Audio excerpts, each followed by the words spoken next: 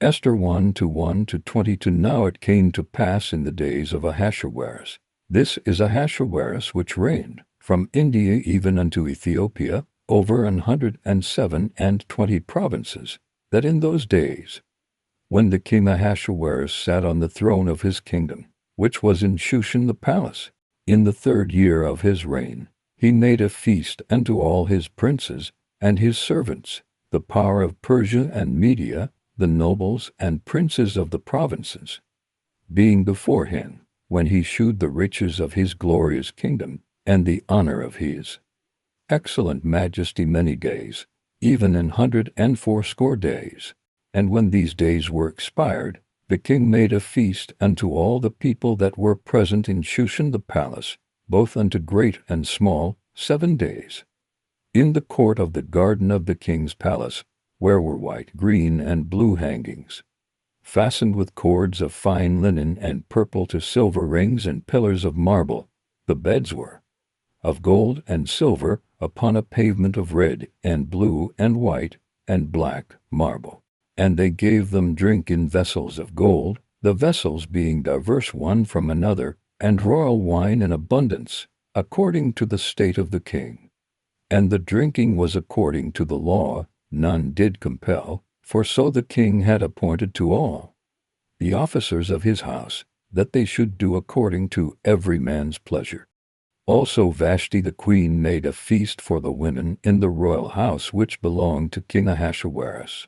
On the 7th day, when the heart of the king was merry with wine, he commanded Mehuman, Biztha, Harbona, Bigtha, and Abagtha, Zethar, and Carcass, the 7 chamberlains that served in the presence of Ahasuerus the king, to bring Vashti the queen before the king with the crown royal, to shew the people and the princes her beauty, for she was fair to look on. But the queen Vashti refused to come at the king's commandment by his chamberlains. Therefore was the king very wroth, and his anger burned in him, to bring Vashti the queen before the king with the crown royal, to shew the people and the princes her beauty, for she was fair to look on. But the queen Vashti refused to come at the king's commandment by his chamberlains. Therefore was the king very wroth, and his anger burned in him. Then the king said to the wise men, which knew the times, for so was the king's manner toward all that knew law and judgment. And the next unto him was Carshena, Shethar, Admatha, Tarshish, Meres, Marsena, and Memucan, the 7 princes of Persia and Media, which saw the king's face, and which sat the first in the kingdom. What shall we do unto the queen Vashti according to law, because she hath not performed the commandment of the king Ahasuerus by the chamberlains? And Memucan answered before the king and the princes, Vashti the queen hath not done wrong to the king only, but also to all the princes, and to all the people that are in all the provinces of the king Ahasuerus. For this deed of the queen shall come abroad unto all women, so that they shall despise their husbands in their eyes, when it shall be reported. The king Ahasuerus commanded Vashti the queen to be brought in before him, but she came not. Likewise shall the ladies of Persia and Media say this day unto all the king's princes, which have heard of the deed of the queen.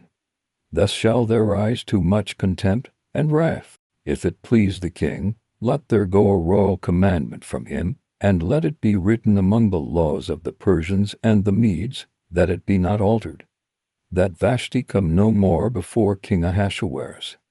And let the king give her royal estate, and to another that is better than she. And when the king's decree which he shall make shall be published throughout all his empire, for it is great, all the wives shall give to their husbands honor, both to great and small. And the saying pleased the king and the princes, and the king did according to the word of Memucan, for he sent letters into all the king's provinces, into every province according to the writing thereof, and to every people after their language, that each man should bear rule in his own house, and that it should be published according to the language of every people.